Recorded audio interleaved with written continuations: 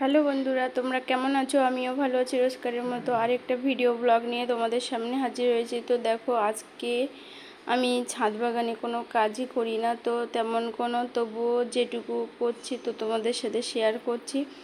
তো দেখো, ফাইনালি অনেকগুলো মাটি জমা হয়ে আছে, তো ভাবছি একটা লঙ্কা গাছ রিপোর্টিং করে বসাবো, কারণ দেখছি অনেক দিন থেকে একটাই লঙ্কা গাছ ট্রের মধ্যে অল্প মাটিতে হয়ে আছে। তো সেটাকে আমি তুলে নতুন করে গ্রো ব্যাগে দেবো। তো তার জন্য দেখো মাটিটা রেডি করছি। তো মাটিটা রেডি করার জন্য কিছুটা ঝুড়ো মাটি, 1 কেজি মতো ভার্মি কম্পোস্ট দিয়ে দিলাম নিম খোল দিয়ে দিলাম। দেখো গাছটা একটু ফল দাঁড়িয়ে আছে বলে একটু সামান্য পরিমাণ পটাশ দিয়ে দেব একটু ডিএপি, কারণ গাছের গ্রোথ ও বৃদ্ধি পাওয়ার জন্য ডিএপি খুব সুন্দর। তো গাছের বৃদ্ধির জন্য খুবই ভূমিকা আছে তো ডিএপি, তো তার জন্য দিয়ে দিলাম ডিএপি অল্প পরিমাণ দিয়ে মাটিটা সুন্দরভাবে চারিদিকে মিশিয়ে আমি রেডি করে নেব, কারণ মাটিটা যদি রেডি করা না হয় তো হবে না। তো দেখো তার জন্য আমি গ্রো ব্যাগটা রেডি করছি। তো দেখো মাটিটা সুন্দরভাবে মেশানো হয়ে গেছে। এদিকে ছাদ বাগান থেকে যে উচ্ছিষ্ট চারিদিকে আমি রেখে দিয়েছিলাম, তো সেগুলো শুকিয়ে গেছে, তো বস্তার নিচটাতে সেগুলো আমি দিয়ে দিলাম।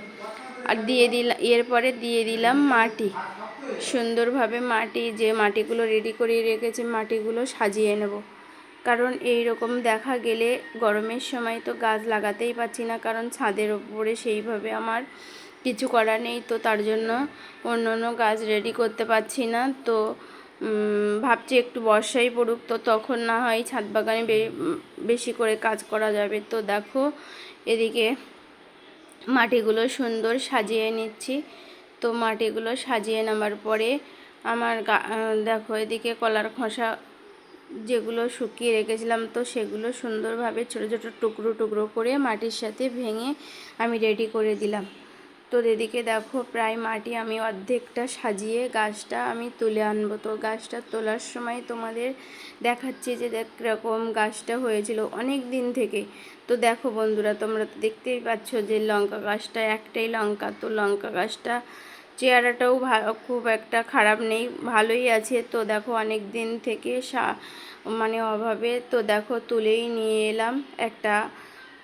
দেখো লঙ্কাটা কত বড় পরিমাণ লঙ্কা হয়ে আছে, তো একটাই লঙ্কা হয়েছে, পাশে ছোট আরেকটা লঙ্কা আসছে। তো ভাবছি গাছটা নষ্ট না করে অন্য পাত্রে বসিয়ে দিই। তো তার জন্য মাটি রেডি করে গাছটাকে বসিয়ে দিলাম। তো গাছটা অর্ধেক মাটি দিয়ে গাছটা দিয়ে দিয়েছি, দিয়ে এরপরে সুন্দরভাবে মাটি চাপা দিয়ে দেব। তো চারি সাইড মাটি দিয়ে আমি ঢেকে দেব, কারণ আমার ছাদ বাগানে আরও লঙ্কা গাছ আছে, সেগুলো আমি সব রিপোর্টিং করে বসিয়েছিলাম। তো সুন্দর ওই লঙ্কা আসছে আবার নতুন করে, কারণ লঙ্কা গাছ খুব তাড়াতাড়ি মরতেও চায় না। তো দেখছি সেটাই। তো বন্ধুরা, ভিডিওটা কেমন লাগলো জানিও। ভিডিওটা ভালো লাগলে লাইক কমেন্ট শেয়ার করে পাশে থেকো। যারা নতুন বন্ধু আছে চ্যানেলটা সাবস্ক্রাইব করতে ভুলো না। তো দেখো ফাইনালি আরেকটা লঙ্কা গাছও নিয়ে চলে এসেছি। তো দেখো কথা বলতে বলতে আরেকটা ট্রেও আমার সাজানো কমপ্লিট হয়ে গেছে। তো ফাইনালি দেখো লঙ্কা গাছ, পাশের লঙ্কা গাছটাও নিয়ে আমি রেডি করে নিয়ে এলাম। তো বন্ধুরা, এই লঙ্কা গাছটাও চেহারা সুন্দর, তো আমি একইভাবে আমি গ্রো ব্যাগটা আমি রেডি করে নিয়েছি। তো ফাইনালি প্রথম লঙ্কা গাছটা তো বসানো শেষ, তো দ্বিতীয় লঙ্কা গাছটা আমার প্রায় বসানো হয়ে যাবে। তো বন্ধুরা, ভিডিওটা